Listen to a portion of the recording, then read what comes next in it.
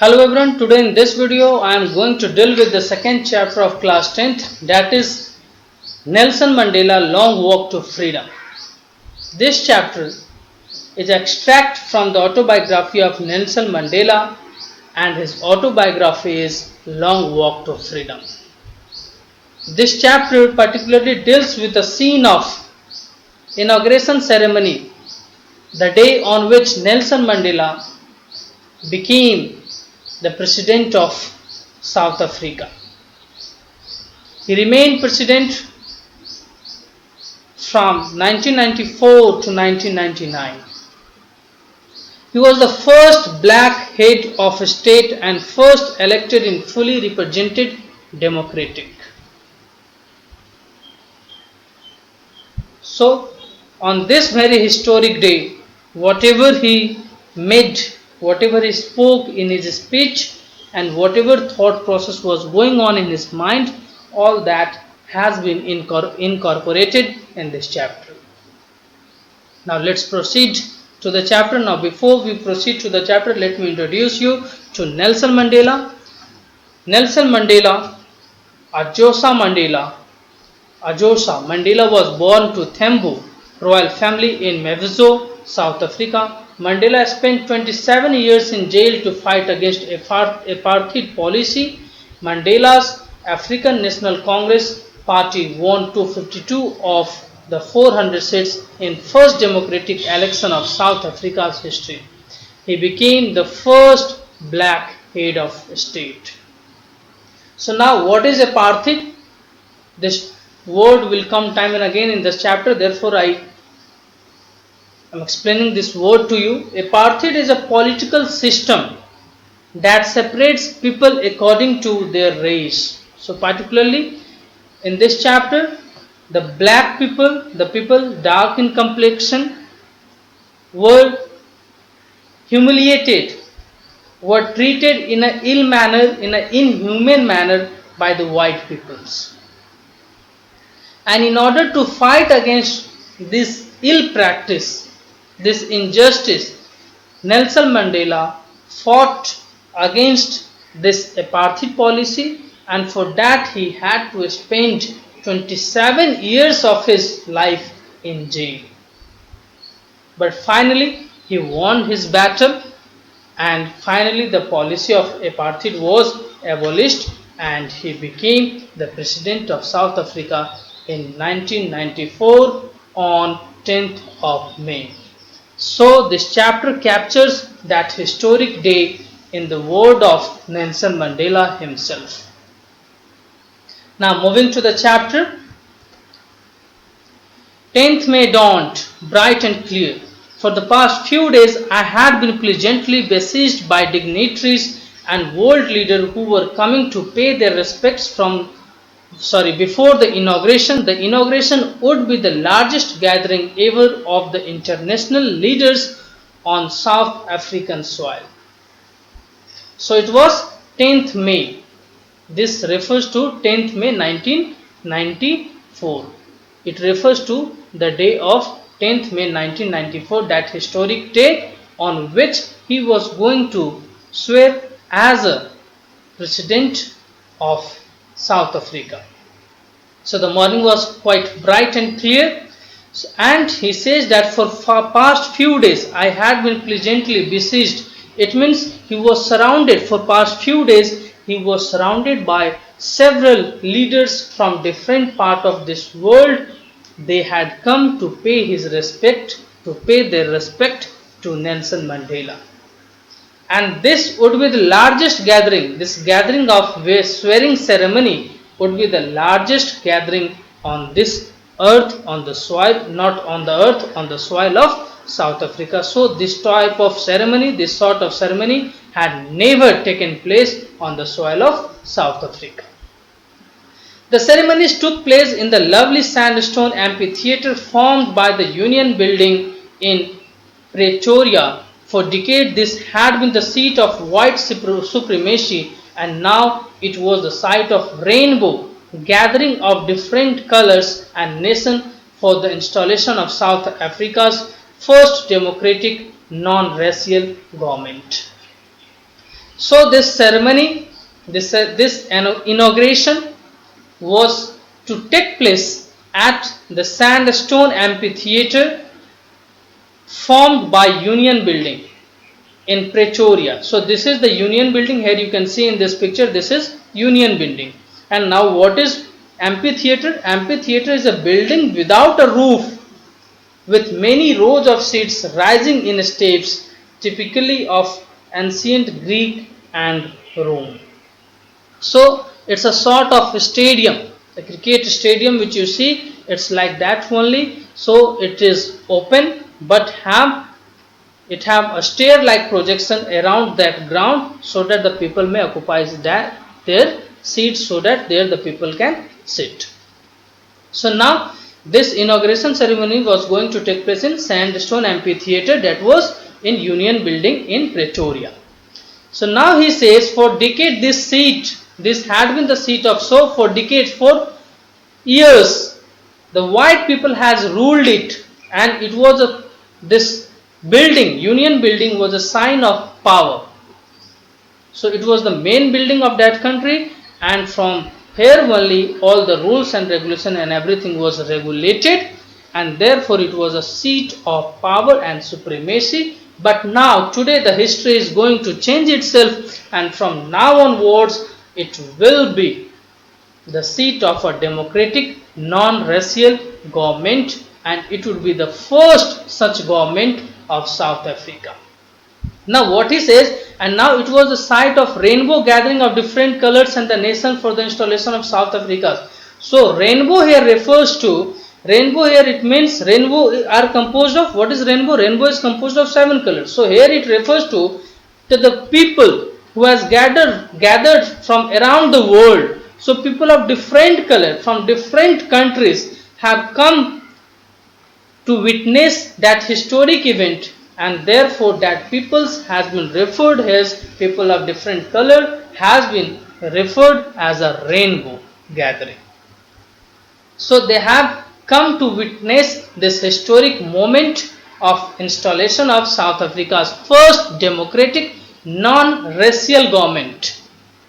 So democratic means the government of people, and non-racial it means the government which do not differentiate people on the basis of their race. On that lovely autumn day, I was accompanied by my daughter Janani. On the podium, Mr. De Klerk was first sworn in as second deputy president, then Thabo Mbeki was sworn in as first deputy president. When it was my turn, I pledged to obey and uphold the constitution and to devote myself to the well-being of the republic and its people. To the assembled guests and the watching world, I said. So first of all, on this day, on this swearing ceremony, he went to the podium on the stage with his daughter. Here you can see in the photograph, this is the photograph of swearing ceremony of Nelson Mandela. So he accompanied his daughter on that day. The name of her daughter is Janani. And first of all, Mr. De Klerk, he was sworn in as the second deputy president, and after that Thabo Mbeki was sworn in as the first deputy president, and then come the turn of Nelson Mandela. So on this day, now it was his turn to take a place, and he took a place to obey and uphold. Uphold here means to maintain. So he took a promise that he will obey and maintain the constitution, and he will devote himself to the well-being of the republic and its people. So he swore, he took an oath that he will obey and maintain the constitution of the country, and he will devote his life, he will sacrifice his life for the well-being of the republic, that is for the well-being of that country and to its people. And now he, after this swearing, after oath taking ceremony, he made a speech, and in a speech, let's see what he said to the public who was gathered there. Today all of us do, by our presence here, confer glory and hope to newborn liberty. out of the experience of an extraordinary human disaster that lasted too long, must be born a society of which all humanity be proud. We who were outlaws not so long ago have today been given the rare privilege to be the host of the nation of the world on our own soil. We thank all of our distinguished international guests for having come to take possession with the people of our country of what is, after all, a common victory for justice, for peace, for human dignity. We have at last achieved our political emancipation. We pledge ourselves to liberate all our people from continuing bondage of poverty, deprivation, suffering, gender, and other discrimination. Never, never again shall it be that this beautiful land will again experience the oppression of one by another. The sun shall never set on so glorious a human achievement. Let freedom reign. God bless Africa. So this is the speech made by Nelson Mandela on that historic day. So what he says that today all of us, so he gathered, he is referring to the gathering, the people, the dignitaries who has come from all across the world as well as the people of South Africa who has gathered at that place. So he says that for years they have experienced human disaster. The people of his country has experienced a disaster, ill human behaved, they were ill treated, and that disaster lasted very long. For a long period of time, the people of South Africa had experienced inhuman behavior. They have suffered a lot on the hand of white people, and therefore he says that must be born a society of which all humanity be proud. And therefore from today onwards, now we are liberated, and from now onward we should give a birth to a society which may become a symbol of proud for the humanity, for the society. So it means the people, the society should feel proud of our culture, of our society. So we should pledge to set an exemplary society. We who were outlaws it means, here outlaws means many country due to apartheid policies had broken the diplomatic relation with South Africa.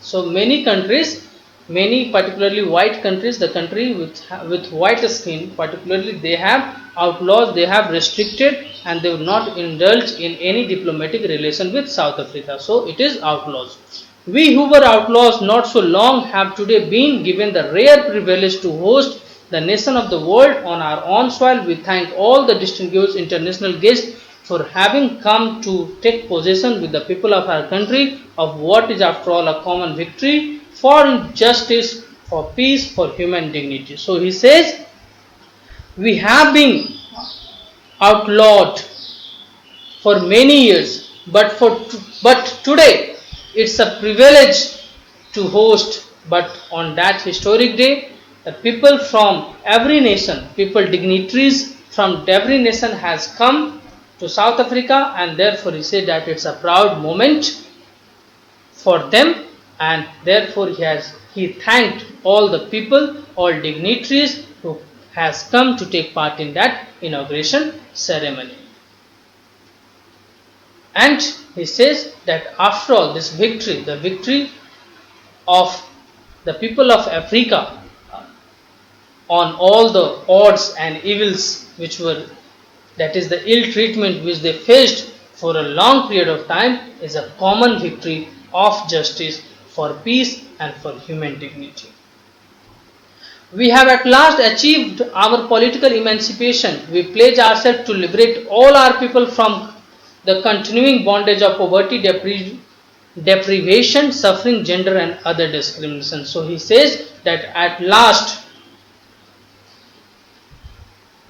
the country has achieved freedom.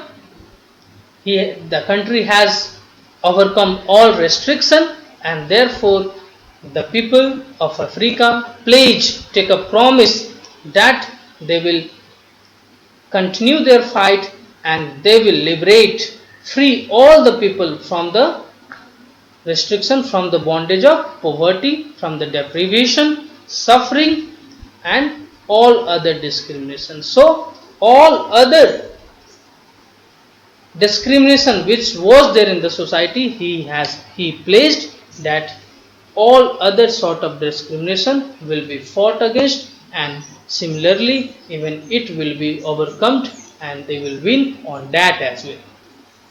And then he says, never and never and never again shall it be that this beautiful land will again experience the oppression of one by the other. And he says that again in coming future this type of oppression will never be felt by any of the people by another. So everyone will enjoy their freedom, everyone will have their right, they will be free to achieve, and they will be free to live their life in their own means. The sun shall never set on the so glorious a human achievement. So the people of Africa has achieved this achievement at the cost of their life, and so they will never let this go in vain. So let's freedom reign. God bless Africa. A few moments later, we all lifted our eyes in awe as a spectacular array of South African jets, helicopters, and troops carriers rode in perfect formation over the Union building. It was not a display of pinpoint precision and military force, but a demonstration of the military's loyalty to democracy, to a new government that had been freely and fairly elected. Only moment before, the highest general of South African Defence Force and Police, their chest bedecked with ribbons and medals from days gone by, saluted me and pledged their loyalty. I was not unmindful of the fact that so many years before they would not have saluted but arrested me. Finally, a chevron of Impala jet led the smoke trail of black, red, green and gold of new South African flag. So now what happened? After a few moments, when he has finished his speech, after few moments, the South African jet, helicopters and troop carriers, they saluted the new government. They saluted the comrades, the freedom fighters who lost their life or who fought in the battle in order to free Africa from that heinous policy of apartheid policy. So all those troops and jets and helicopters passed over the Union building.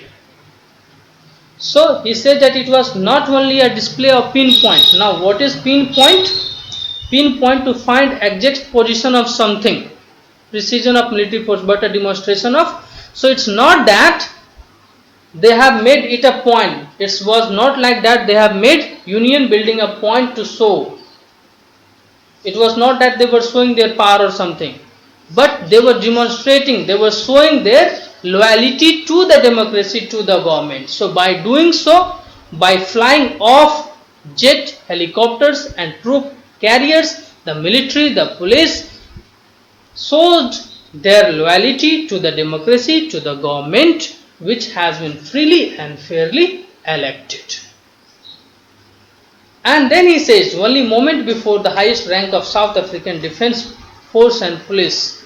So the police and force, the officials, the highest general, it means the one who hold the highest post in defence and as well as in police. So those officers whose chests were bedecked here refers to, it means decorated, whose chests were decorated with bats and ribbon, different bats and ribbon, they came and saluted him and placed even that people, it means all officials and all policemen came, they even participated in that inauguration ceremony, and even they took the place and they showed their loyalty that they will be loyal and they will abide by the constitution and rule and regulation of the newly elected free and fairly government of South Africa.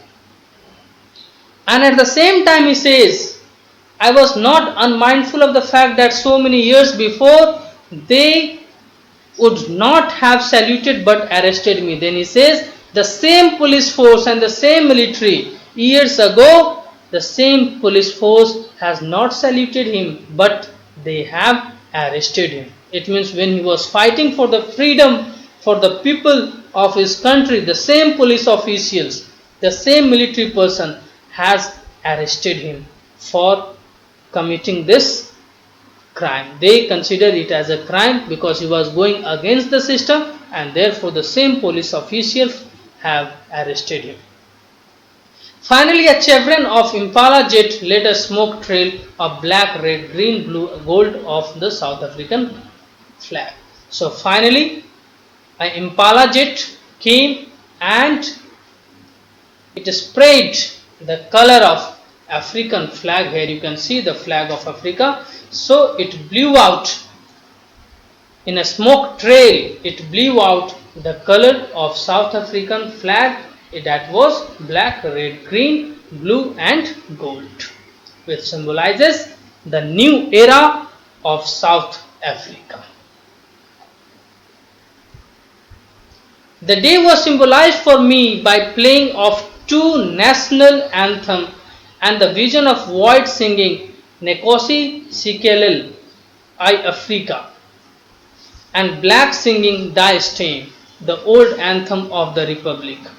Although that day neither group knew the lyrics of the anthem they once despised, they would soon know the words by heart. So that day,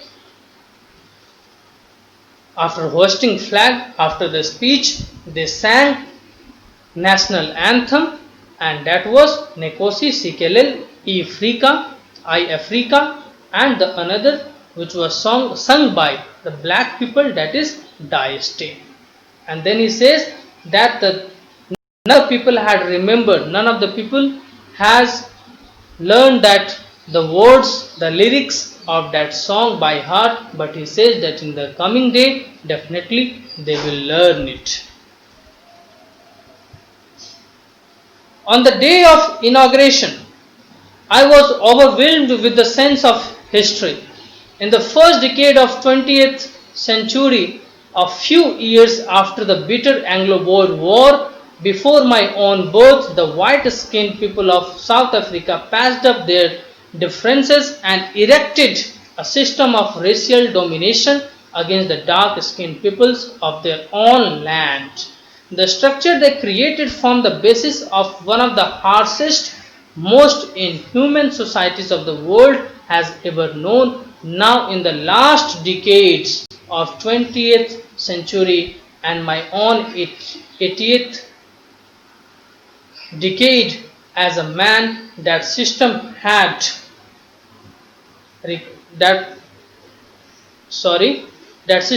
been overturned forever and replaced by one that recognized the right and freedom of all peoples regardless of the color of the skin. So what he says, now he goes back into the history that from where this policy of apartheid came. So he says that it was the people of their own land, the white people of their own land, who went into Anglo-Boer War. So after this war, the war which took place before the birth of Nelson Mandela, this war took place before the birth of Nelson Mandela. And after few years of this war, the white skinned people, what they did, they patched They started this difference and they followed and they erected, they gave rise to a new policy, a new system of racial domination. So all this happened in the first decade of 20th century. First decade here refers to the reign of the period of 10 years. The period decade means a period of 10 years. So all this started in the first 10 year of 20th century. So on this day he is getting reminded of that event, that after few years of this Anglo-Boer War, the white people of South Africa only, what they did, they gave rise to a new system, and that is a system of racial domination.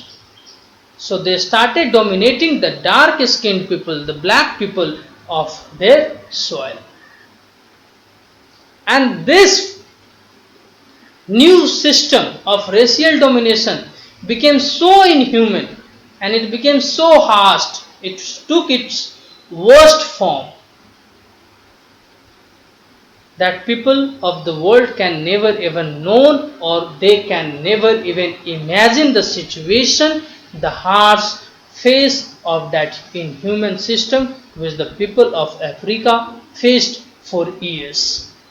And now in the last decade of 20th century, so now it is the last 10 year of 20th century, so you can imagine that this system of this racial domination and discrimination continued for around a century.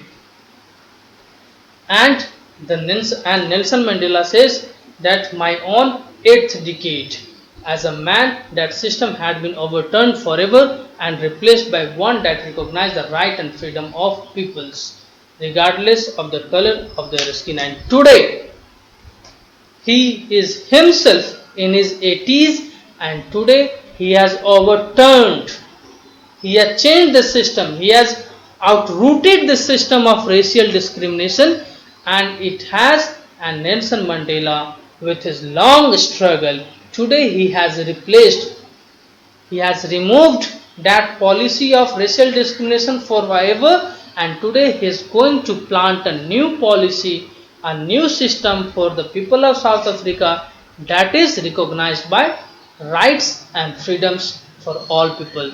And in this system, everyone will get equal right and everyone will be free. It may be of, the people may be of any color, but all the people of South Africa, whether they are white, whether they are black, all the people will be regarded same. So all this, for this, in this paragraph, Nelson Mandela has gone into the history, that from where it started. So it started during the first decade of 20th century after Anglo-Boer War. That day had come about through the unimaginable sacrifices of thousands of my people, people whose suffering and courage can never be counted or repaid. I felt that day, as I have on so many others' day, that I was simply the sum of all those African patriots who had gone before me. That long and noble line ended and now began again with me. I was pained that I was not able to thank them and that they were not able to see what their sacrifices had wrought. Now here wrought refers to, it's a old-fashioned form and formal word. It means done or achieved. So now today again he is lost in his thought and he is remembering. In his thought he is saluting the people who has lost their life in the long war of this freedom, or in the war of struggle. So those people who have suffered, who have shown their courage, and he says that their suffering and their courage, their sacrifices is unimaginable. He can't even imagine that how thousands of people suffered and how they showed their courage to fight against this system, this policy of racial discrimination. So he said that their suffering and their courage can't be counted and can't be repaid. So whatever they did, however way they fought, whatever struggle they faced in order to free their country from from that discrimination, that can't be repaid and it can't be even counted. And he feel that today he says, Nelson Mandela, he said that he is not only one who has brought these changes. He was the not only who has brought these changes. It means he was not the one who was all, who was everything, and who was the only person who has brought these changes. He says that, but he is the sum total. It means it is the effort of all those patriots, all those people who fought for their struggle, fought for their nation, who struggled for their nation, and as a result, he has achieved that feat today. So all those he says that all those people who has gone before me, who died in the war of freedom, who died in the war of struggle, it is the result, the day which is historic today, the freedom from those apartheid policy is the result of the efforts which all those patriotic people have given. And he says that long and noble line, it means that line of struggle has come to an end today with him, and again today he will start a new era, and that new era starts with Nelson Mandela. And he says that I am pained that I was not able to thank them, as that people they are no more. They are no more, and therefore he is pained. He is lost in thought that if they should have been alive today, then what sort of things it would have been, how they would have felt, and therefore he wants to thank them because they have lost their life in this war of freedom. And he wished that if they would have been alive and they would have been able to see that how and what changes their sacrifice have achieved and has brought to their nation. The policy of apartheid created a deep and lasting wound in my country and my people. All of us will spend many years, if not generation, recovering from that profound hurt. But the decade of oppression and brutality had another unintended effect, and that was that it produced Oliver Tambo's, Walter Sissulus, Chief Luthilius, Yusuf Dabos, and Bram Fischer, the Robert Sobuquis of our time. So he says that the policy of racial discrimination and apartheid policy has created such a deep wound in the heart, to the heart of the people and to the nation, that it will take generation, it will take years and years to recover from those hurt, those pain, those wound. But again at the same time he says that there were some positive effect as well. There was some positivity of that racial discrimination also, and that was that it gave birth to such an eminent figure. Here it has given that apartheid policy has given birth to these peoples as well, and he has referred the name of those people, the people who was with extraordinary courage, wisdom, and were very generous. And he has named all those people, that is Oliver Tambos, Walter Sissulus, Chief Luthilius, Yusuf Dabos, Bram Fischer, Robert Sobuquis. So he has given the name of these people, that apartheid policy not only created wound among the people, but it has given as well the birth of many extraordinary, courageous people with wisdom and who were full of generosity. Perhaps it required such depth of operation to create such height of character. My country is rich in minerals and gems that lie beneath its soil, but I have always known that its greatest wealth is its people, finer and truer than the purest diamond. So here is the picture of all those people whom he have named in the last paragraph: Oliver Tambo, Walter Sisulu, Chief Luthel, Yusuf Dado, Bram Fischer, Robert Sobique. So now he says, perhaps it required such depth of operation to create such height of character. So it takes a lot to create or to take a birth, to give birth to this type of people. He said that it's not easy to be a people like them. My country, then he says that my country is rich in resources, it is rich in minerals and different gems, but he says above all, the country, the people of that country is the truest wealth of that country, and they are even more valuable than the purest diamond which is found in South Africa. It is from these comrades in the struggle that I learned the meaning of courage. Time and again I have seen men and women risk and give their life for an idea. I have seen men stand up to attack and torture without breaking, showing a strength and resilience that defies the imagination. I learned that courage was not the absence of fear, but the triumph over it.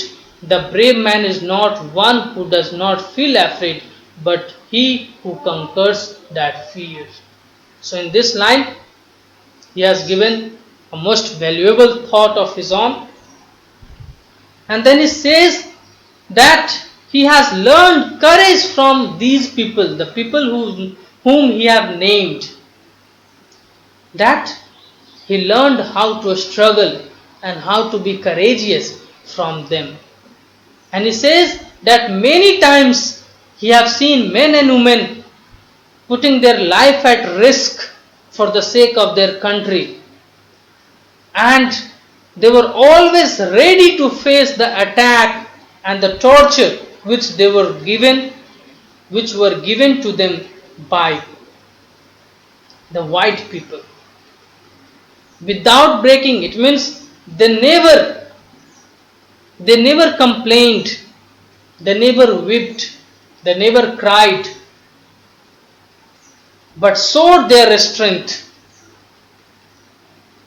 And resilience, it means the ability to deal with any kind of hardship and recover from its effect. So he says that the people of his country showed their strength and had a great power to accept everything, to defy everything. They had the power to suffer. They suffered a lot. They tolerated all those things, all those humiliation, all those attack and torture which were given to them by the white people, and without any complaint, without breaking, without weeping, without crying, they faced all the things. And he says that their ability to deal, their ability to tolerate and deal with all those torture and attack is out of imagination. We can't even imagine that how those people had such a high power to resist or to tolerate all those inhuman torture and attack. Then he says that from all those incidents, all those torture and attack which he has seen people facing or has himself faced, he says that from that what he has learned, I learned that courage was not the absence of fear, but the triumph over it. So what is courage? He has defined here that it is not that it is the absence of fear, but it is that we should overcome the fear. It is not absence of fear, but it is the power to triumph, that is to overcome, power to win over the fear, that is courage. Then he says The brave man is not he who do not feel afraid, but he who conquers that fear. So he says, everyone feel afraid. Everyone have a feeling of afraid. But who is brave? He says that brave is one who feel afraid, but at the same time he win over it. He conquer his fear. So that people is a brave man. No one is born hating another person because of the color of his skin or his background or his religion. People must learn to hate, and if they can learn to hate, they can be taught to love. For love comes more naturally to human heart than its opposite. So what he says, that everyone, it means by birth no one have that qualities of hate. God have not given us those qualities to hate people on the basis of the color, skin, background, religion. He says that it is not that it is innate quality. It means the something which is not has been given to us by birth. It is not God gifted. All these qualities, that is hate, prejudice, narrow-mindedness, these qualities is something which is not gifted by God, but it is we people who learn these qualities. We learn this quality, that is the quality to hate people on the basis of their color, skin, creed, background. So he says that if people can learn hate, then why can't they love? Why can't they be taught love? Instead of teaching people of hate, instead of teaching children to hate someone, they should be taught to love someone. Why? And he says that teaching this and learning this would be quite easier than teaching or learning hate. Why? Because love comes more naturally. So he says that love is something which is naturally in depth in us. And therefore, this love is the quality of human being which is already there, given to us in the form of gift of God.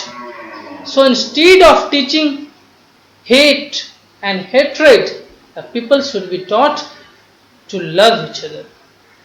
Even in the grimmest times in prison, when my comrades and I were pushed to our limits, I would see a glimmer of humanity in one of the guards. Perhaps just for a second, but it was enough to reassure me and keep me going. Man's goodness is a flame that can be hidden but never extinguished. So what he says, that he himself, when he was in prison with his people, with the other people who were fighting for freedom, he says that when they were pushed to limit, it means when they were punished, at the time when he was being punished by the police officials of that jail, even at that time he never hate the people who were punishing him. Even at that time he could see a sign of humanity in that guard, in the people who, in the person, in the official who was punishing him. He could see humanity in those people. And he says that feeling of humanity, that sign of humanity in the face of those people was enough to assure him that he should continue his fight. Then he says, man's goodness is a flame that can be hidden but never extinguished. So he says that goodness is already innate. Goodness is an innate quality. The quality which is given to us by birth, by the God. So it can't be hidden. It can be hidden, but it can't be extinguished. It can't be rooted out completely. It can't be put off. You can hide it for a moment. It may be that some other emotion may overpower you, and therefore you can hide that emotion of goodness, the human goodness, the humane quality, but you can't can't extinguish it, because it is something which is given to us by God by birth. In life, many people has twin obligation to his family, to his parents, to his wife and children. And he has an obligation to his people, his community, his country. In a civil and humane society, each man is able to fulfill those obligations according to his own inclination and abilities. So he says, in life, everyone has certain obligation. Everyone have two obligations. The first obligation is obligation. It means obligation here refers to the duty, responsibilities. So he says that every man have two responsibility. That is the responsibility toward their family and toward their people. It means toward their country, toward their community. So everyone has two responsibility by both. The first one is responsibility toward their country and the responsibility toward their family. And everyone fulfill that. Each and everyone try their best to fulfill that responsibility in the best way they can. But in country like South Africa, it is most impossible for a man of my birth and color to fulfill both those obligations. In South Africa, a man of color who attempted to live as a human being was punished and isolated. So he says, but in our country, in South Africa, the people are not allowed to fulfill either one responsibility, the one, and particularly the people who is of his color and birth and skin. That is, it is not allowed particularly to black people, the people with black skin. So if they try to fulfill any responsibility out of the two, they were punished, they were isolated, they were thrown away in jail, they were kept apart. In South Africa, a man who tried to fulfill his duty to his people was inevitably ripped from his family and his home and was forced to live a life apart, a twilight existence of secrecy and rebellion. I did not in the beginning choose to place my people above my family, but in attempting to serve my people, I found that I was prevented from fulfill my obligation to a son, a brother, a father, and a husband. So he says that in South Africa, if anyone is trying to fulfill his duty, then he was unavoidably, people who was trying to fulfill his responsibility toward his family or toward his people, he was thrown away and was forced to live a life apart. It means they were thrown away in jail. They were thrown somewhere where even they will hardly know even about their existence. They can't even imagine about their existence, that where they are even. And they were regarded as rebellion.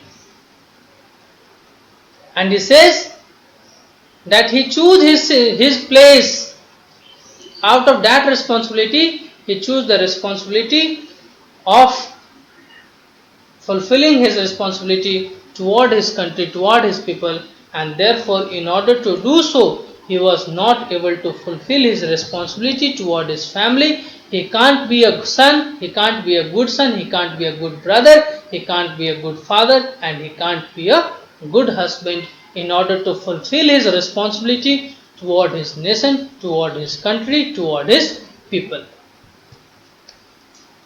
I was not born with a hunger to be free. I was born free. Free in every way that I could know. Free to run in the fields near my mother's hut. Free to swim in clear stream that ran through my village. Free to roast mealies under the stars and ride the broad backs of slow-moving bulls.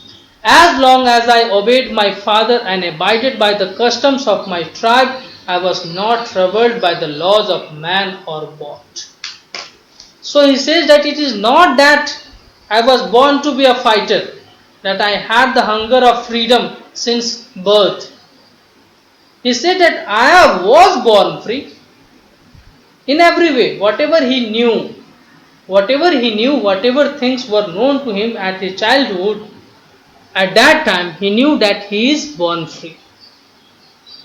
And in childhood, what are the things we do? We generally, similarly here also, Nelson Mandela did all those activity and he know that he is free in doing all these things. And he should be free, and therefore he felt freedom in doing what? In running in the field near his hut, in swimming in the clear stream which ran in his village. He feel freedom in what? In roasting mealies under the sky. He feel freedom in riding the bulls. So he says he felt freedom. He felt free till he obeyed his father and the custom of his tribe. I was not troubled by the laws of man or God. So at that time, as a child, when he was doing all these activities, he felt freedom. And at that time, he never feel troubled with anyone, either from God or from man. It was only when I began to learn that my boyhood freedom was an illusion, when I discovered as a young man that my freedom had already been taken from me, I began to hunger for it. At first, as a student, I wanted freedom only for myself. The transitory freedom of being able to stay out at night, read what I pleased, and go where I chose. Later, as a young man in Johannesburg, I yearned for basic and honorable freedom of achieving my potential, of earning my keep, of marrying and having a family, the freedom not to be obstructed in lawful life. So, with age, our choice changes, our priority changes. Similarly, he says when he was child, he was free to do all the things, all the activity, whatever pleases him, he was able to do that. And at that time, that was freedom to him. But when he grew up, he saw, he felt that freedom which he felt, which he has experienced as a boy, that was an illusion. It was imaginary. And when he felt it, as he grew younger, he felt it. So as a young man, for him, as a child, freedom means playing. No restriction in playing, everywhere in field, in water body, under the sky. That was freedom to him as a boy. Now as a young man, to him, what was freedom? He says that when I discovered as a young man that my freedom had already been taken away from him, that began to hunger for it. He said that when he grew younger, he realized that his freedom, the freedom which he enjoyed in his childhood, that was not a real freedom. When he grew young, he said he found that his freedom was already taken away from him. And therefore, he began to hunger for it, and therefore he wanted it. So then he says, as a student, what was freedom for him? At first, as a student, I wanted freedom only for myself. So freedom of self was freedom for him as a student. And a freedom to stay out at night, read whatever he pleased, and go wherever he want.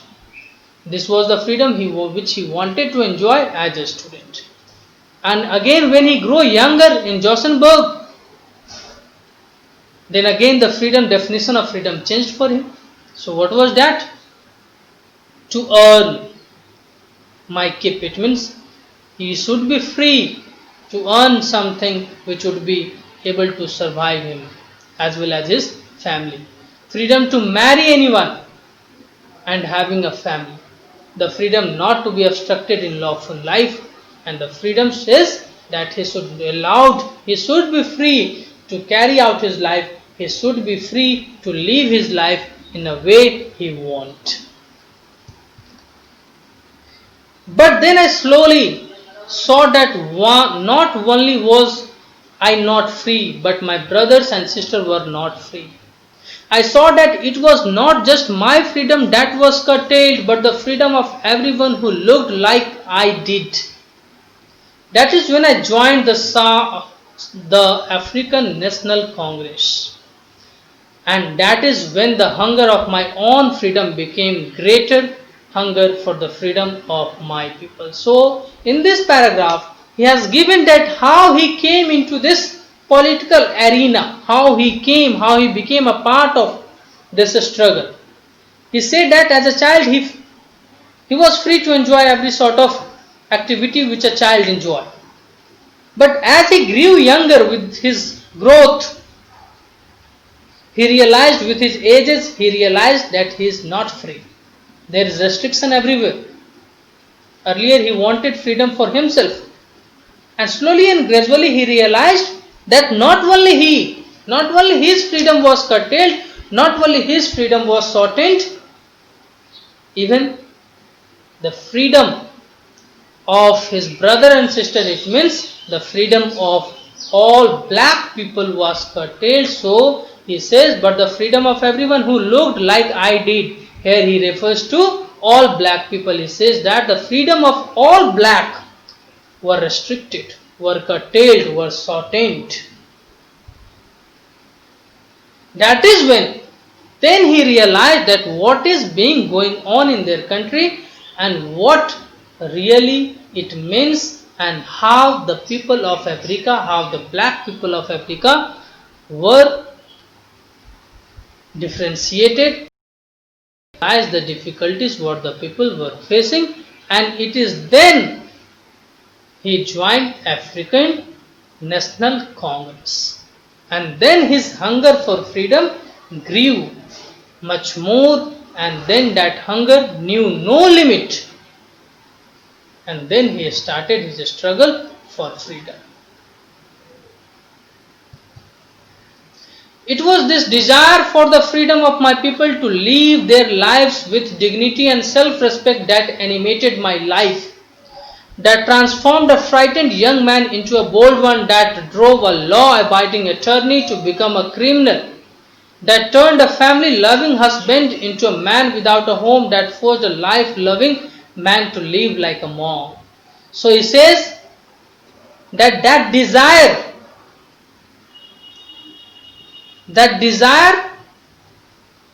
which he had, and what desire he had?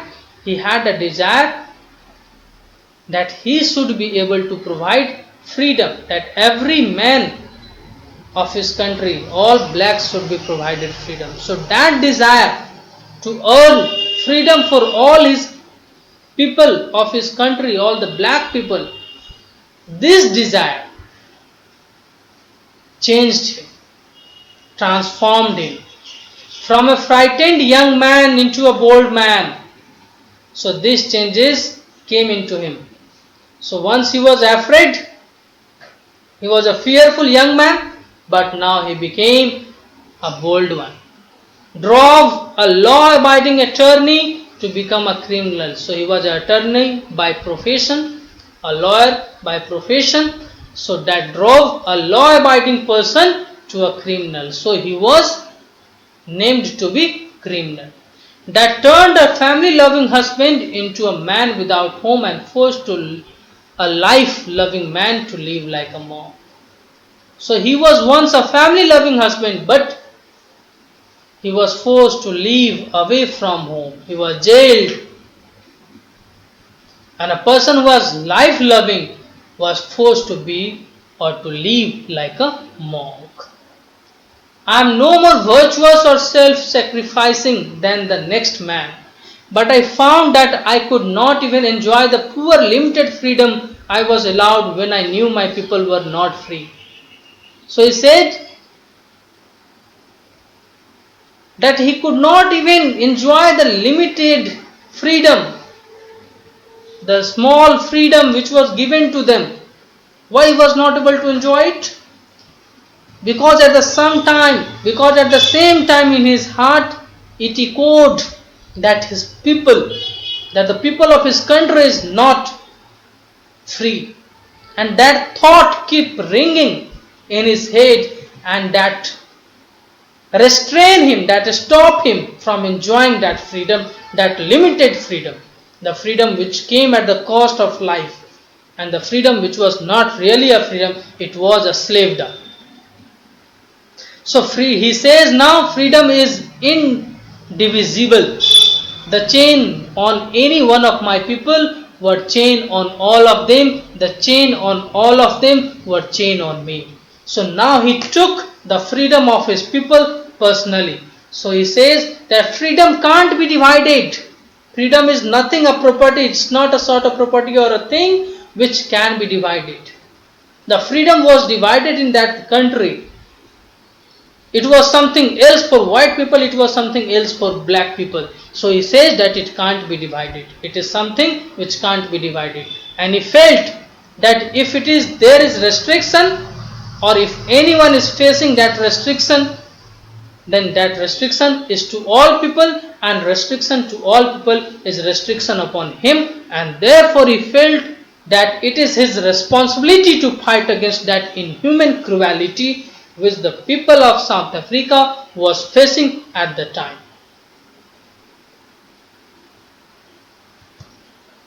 I knew that the oppression must be liberated just as surely as the oppressed. So he says that in this,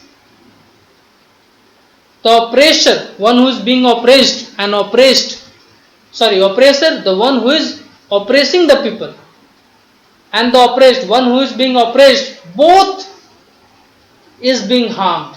Both are being harmed. And liberation is needed for both of them. A man who takes away another man's freedom is a prisoner of hatred. So even the oppressor, even they are also being jailed. Even they are also at fault. They are also culprit. How they are culprit? Because they are also culprit, and because they are against humanity. They are against humanity. Their heart is filled with prejudice. Their heart is full with narrow-mindedness. He is locked behind the bars of prejudice and narrow-mindedness. I am not truly free if I am taking away someone else's freedom. So he says that if someone is taking someone else's freedom, then even they are not free. Why? Because they are restricted. Even they are seemed to be jailed. Jailed in what? Jailed in narrow-mindedness, jailed in hatred, jailed with all those negative qualities. So even liberation is required for them also. Even they should be set free. They should be set free from all these negative feelings and emotions. So they are bound with many false negative emotions. So freedom, liberation is needed for them also, for oppressor also. Just as surely as I am not free when my freedom is taken away from me, the oppressor and the oppressed and the oppressor alike are robbed of their humanity. So he says that if someone is oppressing someone, then that oppressor is also deprived or is being robbed or is away from the humanity. And every human being should have that human quality. So he says that if someone is oppressing someone, it means that even they are away from those human quality, and therefore they are overpowered with all those inhuman quality, that is hatred, prejudice, narrow-mindedness. So a freedom and liberation is also needed for them, because their mind and heart is overpowered with all this negative feeling. So freedom is needed for them also. It is required for both oppressor as well as oppressed. So this purification is required. The purification from this negative feelings and emotion is required for both the oppressor as well as the oppressed one. This is all about this chapter. Thank you for watching this video. Thank you.